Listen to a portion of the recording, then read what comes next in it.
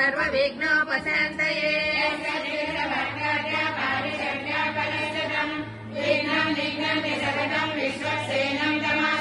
व्यासं वसिष्ठनप्तारं शक्ते पौत्रमकल्मषम् पराशरात्मजं वन्दे सुखदातं तपोनिधिम्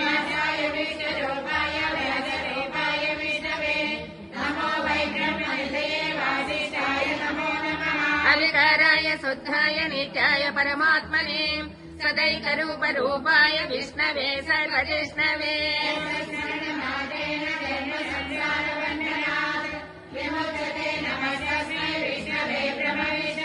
ॐ नमो विष्णवे प्रभविष्णवे कृत्वा धर्मानशेषेण पावनानि च सर्वशः युधिष्ठिरशन्तनवं पुनरेवाभ्यभाषत किमेकं दैवतं लोके किं वाप्येकं परायणम् सुबन्धकं कमर्चन्तः प्राप्नुयान्मानवा शुभम्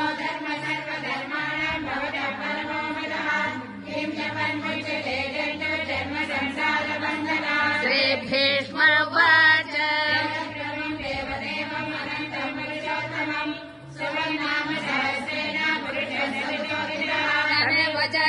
नित्यं भक्त्या पुरुषमव्ययम्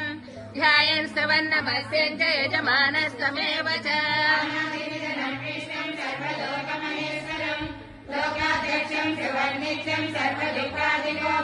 ब्रह्मण्यं सर्वधर्मज्ञं लोकानां कीर्तिवर्धनम् लोकनाथं महद्भूतं सर्वभूतभवोद्भवम्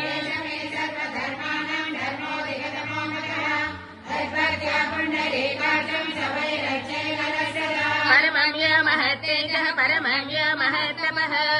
परमं य महद्ब्रह्म परमं य परायणम्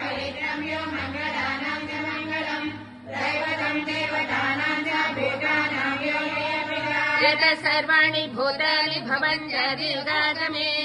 यस्मिन् च प्रलयं यान्ति पुनरेव युगाक्षये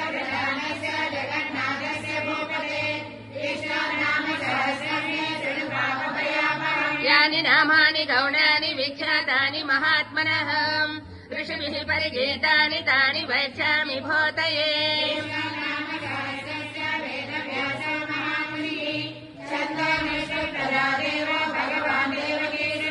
अमृतं सद्भवो बीजं शक्ते देवकनन्दनः त्रिसमाहृदयन्तस्य सङ्गद्धे विनियज्यते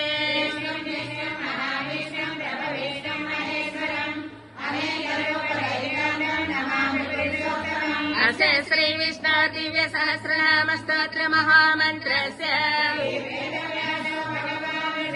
अनष्टप्तन्दः अमृतं सद्भवो भानिरिति बीजम् वद्भवक्षोभना देवैति परमो मन्त्रः साङ्कधन्वागदाधरैत्यस्त्रम् त्रिसामासामकस्सामेति कवचम् ऋतसुदर्शनकालैः दिग्बन्धः श्रीमहाविष्णुकैङ्कर्यरूपे श्रीसहस्रनाम पारायणे विनियोगः क्षीरोदन्वत्प्रदेशे सुचमणिविलसत्सैकते मौक्तिकानाम् मालाक्लब्दासनस्य स्फटिकमणिनिभै मौक्तिकै मण्डिताङ्गः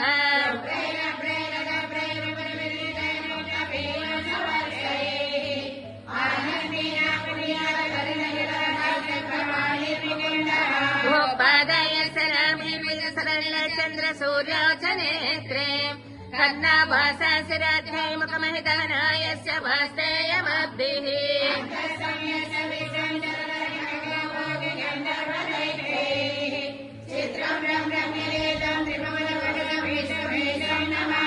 शान्ताकारं भुजगशयनं पद्मनाभं सुरेशम् विश्वाकारं गगनसदृशं मेघवर्णं शुभाङ्गम्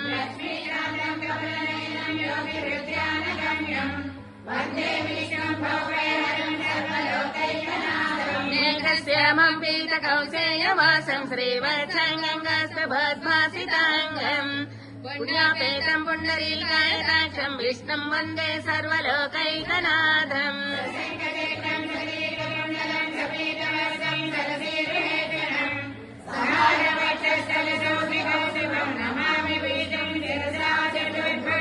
हरिः ओम् छायायाम् पारिजातस्य हेमसिंहासनोपरि आसीनमम्बुधस्य ममायत कमलङ्कृतम्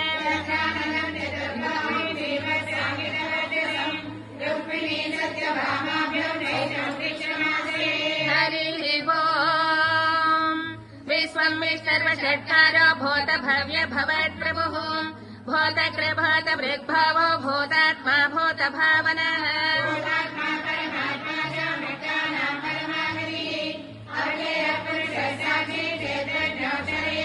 योगयोगविदाम् नेता प्रधानपुरुषेश्वरः नारसिंहो वो श्रीमान् केशवः पुरुषोत्तमः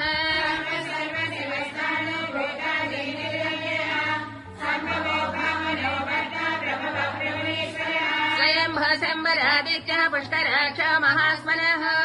अनादिनिधनो धाता विधाता धातुरुत्तमः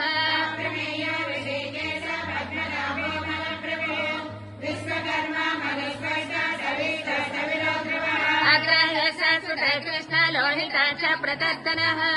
प्रभूत श्रीबुद्धाम पवित्रम् मङ्गलम् परम्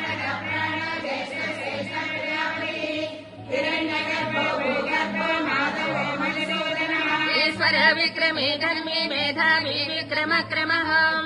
अनित्यमो दुरादर्श कृतज्ञ कृतिरात्मवान्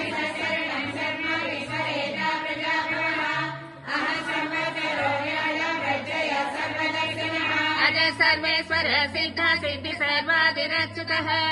वृषा कपिरमेयात्मा सर्वयोग विनिस्मृतः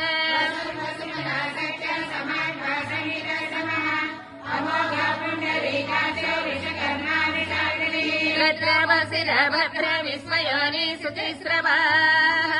अमृत शाश्वत स्थाणु वरारोह महातपः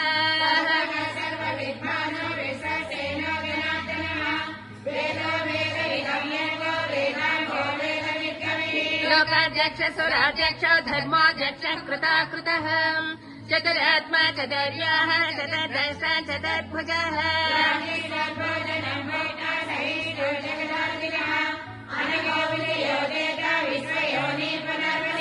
उपेन्द्र वामन प्रांस रमाग सचरोचितः अतीन्द्र संग्रह सद्भद्रतात्मा नियमो यमः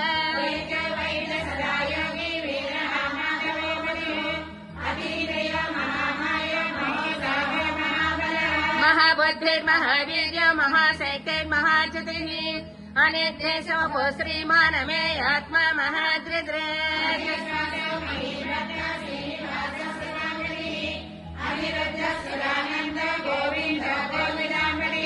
वैचित्तमनहंस सुवर्णभुजगात्तमहम् हिरण्यनाभ सुतप पद्मनाभ प्रजापतिः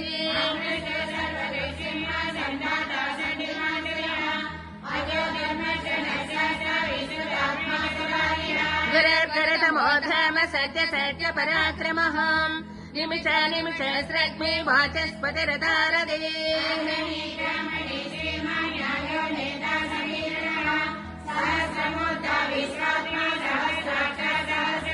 आवर्तनानि व्रतात्मा संवृत संभ्रमर्दनः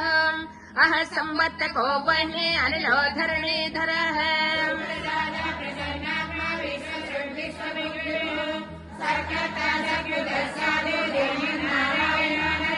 असंख्येयो प्रमेयात्मा विशिष्टाशिष्टकृत्यतिः सिद्धार्थ सिद्ध संकल्प सिद्धिदा सिद्धि साधनः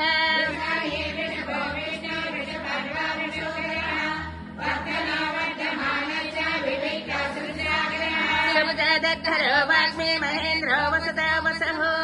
नैकरूपो बृहद्रूप शिविविश प्रकाशनः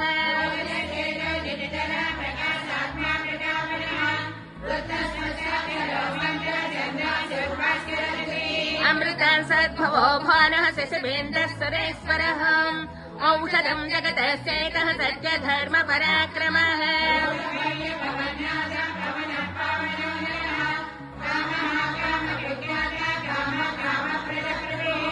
अधिकृत्यवर्तनैकमायो महासनः अदृश्य व्यक्तरूपे च सहस्रतरान्दते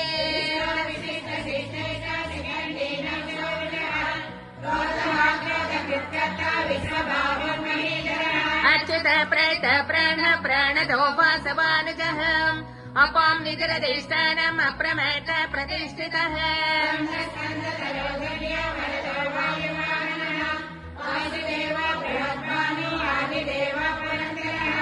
असकस्तरणस्तर सूरसौरिजनेश्वरः अनुकूल सतबद्ध पद्मे पद्मनिवेक्षणः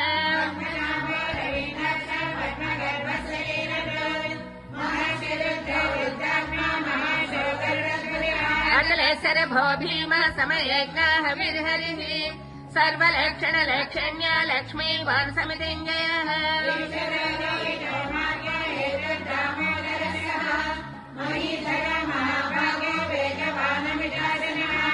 वैक्षोभणादेम श्रीगर्भ परमेश्वरः करणम् कारणम् कर्ता विकर्ता गहना गुहः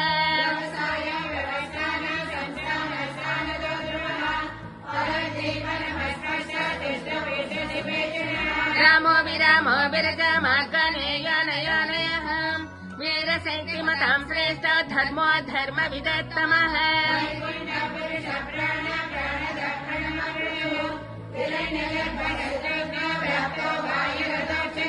ऋतुसुदर्शन कालः परमेष्टि परिग्रहः उग्र संवत्सरो दक्ष विश्रामो विश्वदक्षिणः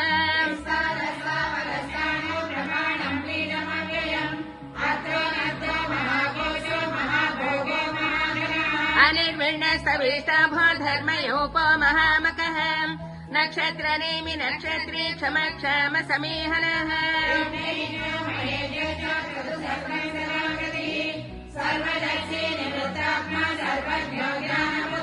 सुव्रत सुमुख सूक्ष्म सुघोष सुखदा सुहृत् मनोहर जितक्रद वीरबोहर्विदारणः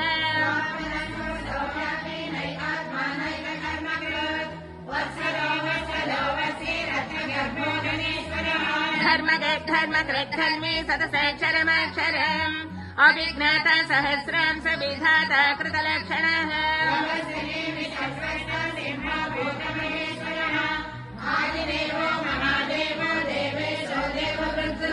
उत्तर गोपतिर्गोप्ता ज्ञानगम्यः पुरातनः शरीरभूत वृद्धाक्ता कपीन्द्रो भूरिदक्षिणः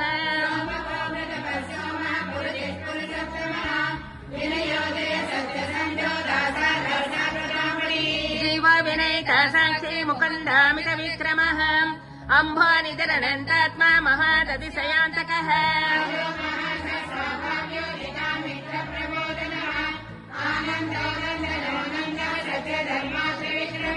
महर्षि कपिलाचार्य कृतज्ञ मे जनीपतिः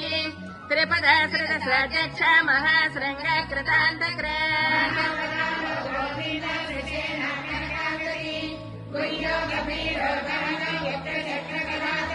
वेदस्वाङ्गाधित कृष्ण दृढसङ्घर्षणोच्युतः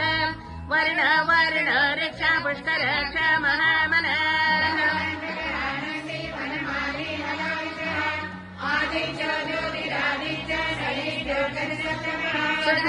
सुधन्वाखण्डवरसाधारण द्रविणप्रदः द्रिविसृक् सर्वदृक्मास वाचस्पतिरया निजः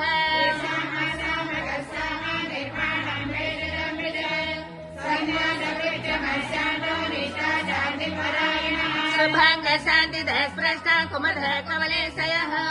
गोहित गोपतिर्गोप्ता वृषभाक्ष ऋषप्रियः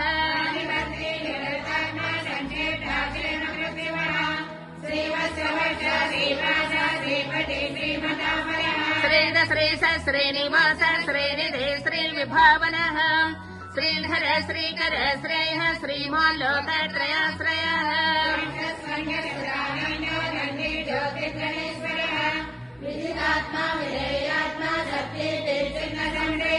उद्धेन सर्वतः चक्षरलीशस्वतस्थिरः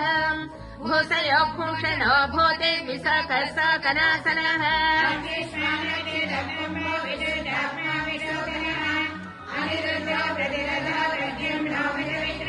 कालनेमिनः वीर सौरी सौरजनेश्वरः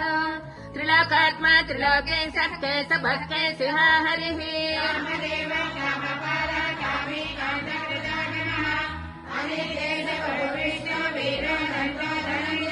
ब्रह्मण्य ब्रह्मकृत् ब्रह्म ब्रह्म ब्रह्म विवर्धनः ब्रह्मवेद् ब्राह्मणो ब्रह्मे ब्रह्मज्ञो ब्राह्मण प्रियः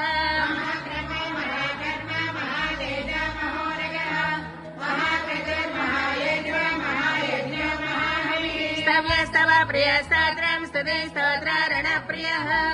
पूर्णः पूरयिता पुण्यः पुण्यचेतिर्नामयः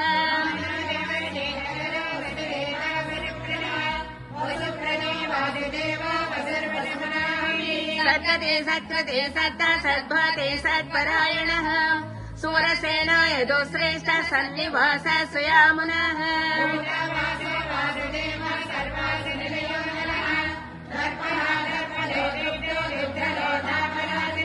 विश्वमूर्तिर्महामूर्तिः तीर्थमूर्तिरमूर्तिमान् अनेकमूर्तिरव्यक्तः शतमूर्तिः शताननः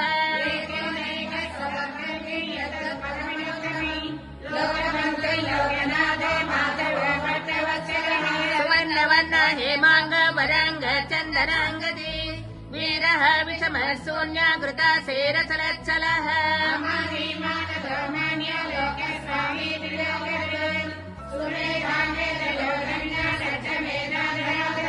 तेजो वृषाच्युतधरः सर्वसहस्रवृताम्बरः प्रग्रह निग्रहो व्यग्रनैकशृङ्ग गदाग्रजः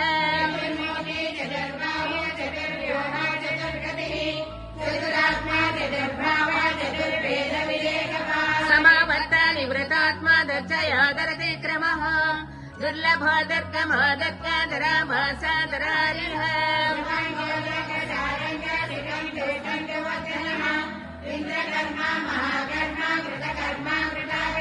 वद्भव सुन्दर सुन्दरत्ननाभस्सुलोचनः अर्कवादिसने शृङ्गी जयन्त सर्ववीक्षये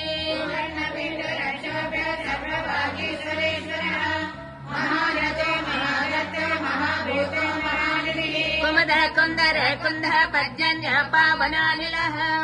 अमृतं समृतवपः सर्वज्ञ सर्वतोमुखः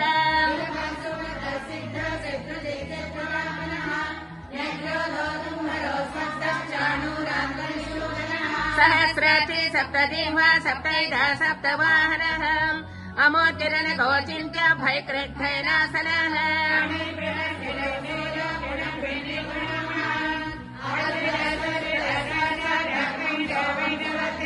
भारभृत्तरितो योगी योगी स सर्वकामदः आश्रम श्रमण क्षम सुवर्णो वायुवाहनः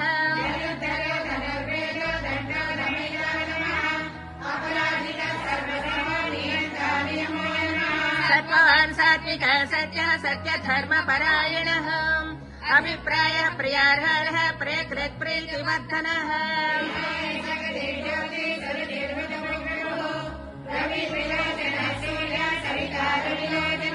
अनन्तो हुतमुद्भोक्त सकलोनैकतोऽग्रजः अनिर्विण्ण सदा मर्षि लोकाधिष्ठानमद्भुतः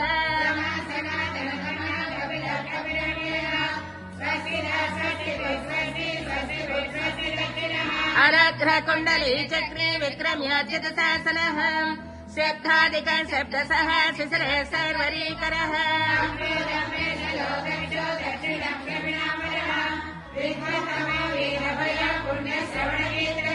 उत्तारण दुष्कृतिः पुण्याद स्वप्रनाशनः वीरः रक्षण सन्त जीवनं पर्यवस्थितः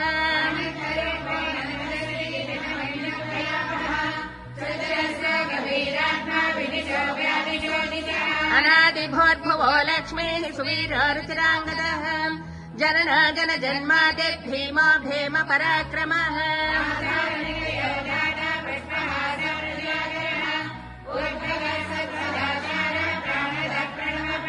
प्रमाणं प्राणनिलय प्राणदत् प्राणजीवनः तत्त्वं तत्त्वविदेकात्मा जन्म मृत्युजराजगः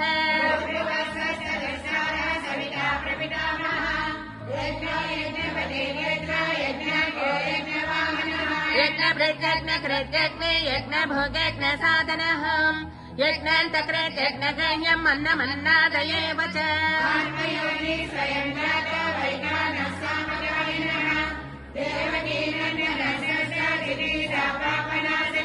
शङ्खप्रणन्दके चक्रे साङ्कदन्वा गदाधरः रथाङ्गपाणिरक्षाभ्यः सर्वप्रहरणायुधः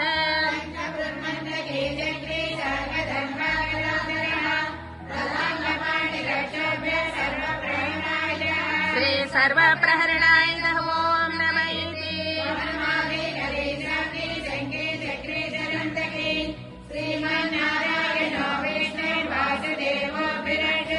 वनमाले गदेशाङ्गीं शङ्गी चक्री च नन्दकी श्रीमन्नारायणो विष्णुर्वासुदेवोऽभिरक्षत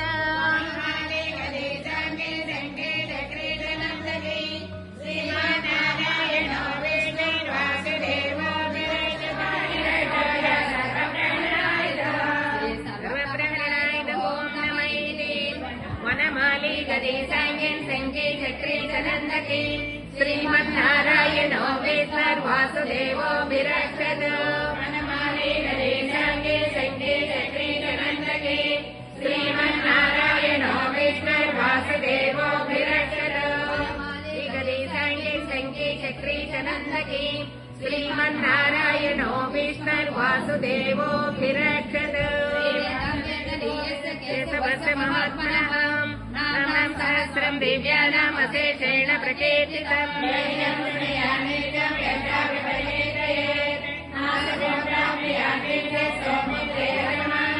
वेदान्तको ब्राह्मणः क्षत्रियो विजयी भवेत् वैश्याधन समृद्धस्य शूद्रसकमवाप्नुयात्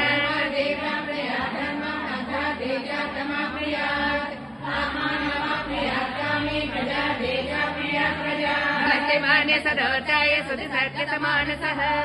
सहस्रम् वासुदेवस्य नाम्नामेत प्रकीर्तयेत्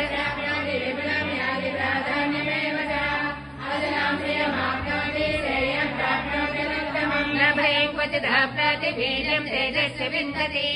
भवत्यरोगो द्युतिमान् बलरूपगुणान्वितः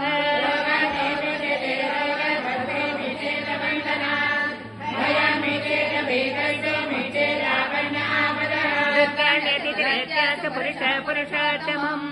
सुवन्नाम सहस्रेण नित्यम् भक्ति समन्वितः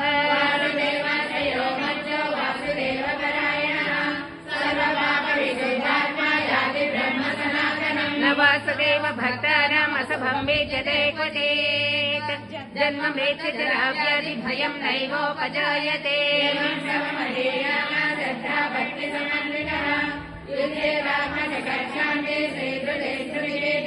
न क्रोधो न समाश्चर्यम् न लोभो न शुभामतिः भवन्ते कृतपुण्यानाम् भक्तानाम् पुरुषोत्तमे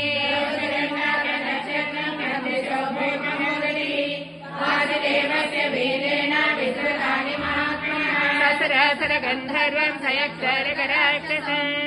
जगत्मते वर्तते तम् कृष्णस्य ससरासरम्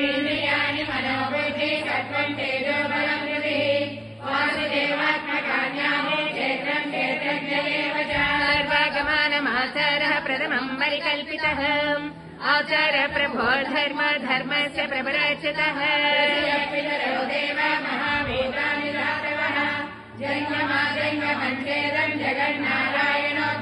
योगज्ञानम् ददा साङ्ख्यम् विद्या शिल्पादिकर्म च वेदाशास्त्राणि विज्ञानम् एतत् सर्वम् जनार्दन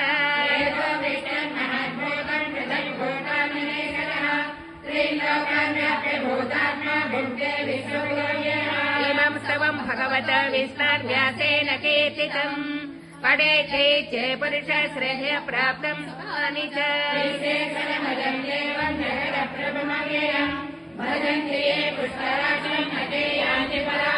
न ते यान्ति पराभवो नमैते अर्थभद्रविशालाक्ष पद्मनाभसुरोत्तमो भक्तानामनुरक्तानाम् त्राता भव जनार्दन यो माम् नाम सहस्रेण स्तोतमीच्छति पाण्डव सोऽहमेकेन श्लोकेन स्तुत एव न संशयः व्यास उवाच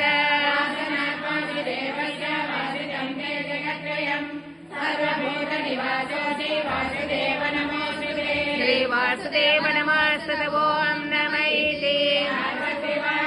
तेनोपायेन लग्नविस्तारनाम सहस्रकम् पठ्यते पण्डितैर्नित्यम् श्रोतुमिच्छाम्यहम् प्रभो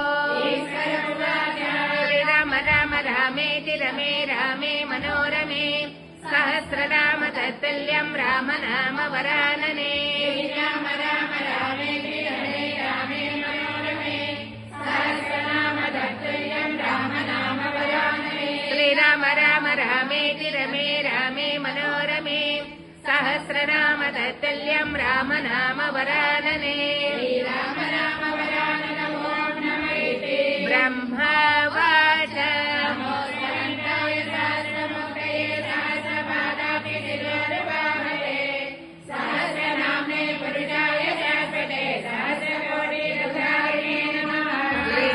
सहस्रकलिकधारिण ॐ नम इति यत्र योगीश्वर कृष्ण यत्र पार्थतनेतरः तत्र श्रीविजयो भूते ध्रुवाणि चैर्मतिर्मम अनन्या चिन्तयन्तो मामे जना पर्युपासते तेषाम् नित्याभियुक्तानाम् योगक्षेमम् वहाम्यः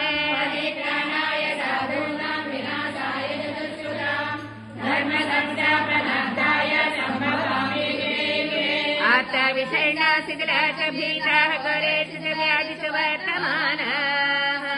सङ्केत्य नारायण शब्दमात्रमिमत्तदुःखा सुखना भवन्ते